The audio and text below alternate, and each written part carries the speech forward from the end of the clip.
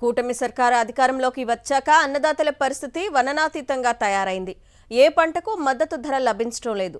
మొన్నటి వరకు మామిడి, ఉల్లి, టమాటా పంటలకు మద్దతు ధర లభించకపోగా ఇప్పుడు మొక్కజొన్నది అదే పరిస్థితి.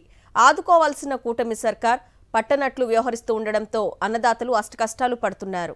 మొక్కజొన్నకు మద్దతు కొరువైంది. అగ్రివాచ్తో పాటు వ్యవసాయ మార్కెట్ ఇంటెలిజెన్స్ కేంద్రం ముందస్తు అంచనా ధరల కంటే దిగజారిపోతున్నా చంద్రబాబు ప్రభుత్వం పట్టనట్టు వ్యవహరిస్తోంది. కోతలు ప్రారంభమై 45 రోజులు దాటినా కొనుగోలు కేంద్రాల ఏర్పాటు ఆలోచన చేయకపోవడం పట్ల రైతులు మండిపడుతున్నారు. మార్కెట్లలో మద్దతు ధర దక్కకపోవడంతో వ్యాపారులు, దళారీల చేతిలో నిలువు దోపిడీకి గురవుతున్నారు. ఖరీఫ్ సీజన్లో 4.67 లక్షల ఎకరాల్లో మొక్కజొన్న సాగైంది. ఎకరాకు 30,000 వరకు పెట్టుబడి పెట్టారు. అయితే దిగుబడులు సగటున 25 నుంచి 35 క్వింటాలు రావాల్సి ఉండగా అధిక వర్షాల ప్రభావంతో 20 నుంచి 23 క్వింటాలకు మించి రాని పరిస్థితి నెలకొంది.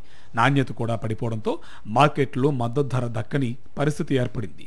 ఖరీఫ్ సీజన్లో మొక్కజొన్న పంటకు కనీస మద్దతు ధరగా క్వింటా 2,400గా కేంద్రం ప్రకటించింది. కానీ క్షేత్రస్థాయిలో క్వింటా 1,600 నుంచి 1,900కు మించి పలకని పరిస్థితి నెలకొంది. ఫలితంగా ఎకరాకు 15,000 నుంచి 18,000 వరకు రైతులు నష్టపోతున్నారు. కోతల సమయంలో అధిక వర్షాలు, ఆ తర్వాత మోంతా తుఫాను ప్రభావంతో కురిసిన వర్షాలు మొక్కజొన్న రైతులను కోలుకోలేని దెబ్బతీశాయి. దీంతో తేమ శాతం అధికంగా ఉంటుంది. ఆరుదల కోసం రోజుల తరబడి ఎండలో ఆరబెడుతున్నా ఫలితం లేకుండా పోతుంది. యార్డ్లో ఆరబెడుతున్న రైతులు ప్రత్యేకంగా కాపలా ఉండాల్సి వస్తుందని రైతులు చెప్తున్నారు. ధరలు పతనమైన సమయంలో మార్కెట్లో జోక్యం చేసుకుని మార్కెట్ ద్వారా కొనుగోలు చేయాల్సిన చంద్రబాబు ప్రభుత్వం రైతుల గోడు పట్టించుకోవడం లేదు.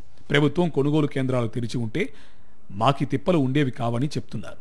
మార్కెట్లో కొనేవారు లేకపోవడంతో రైతులు దళారీలను ఆశ్రయించి నష్టపోవాల్సి వస్తుంది.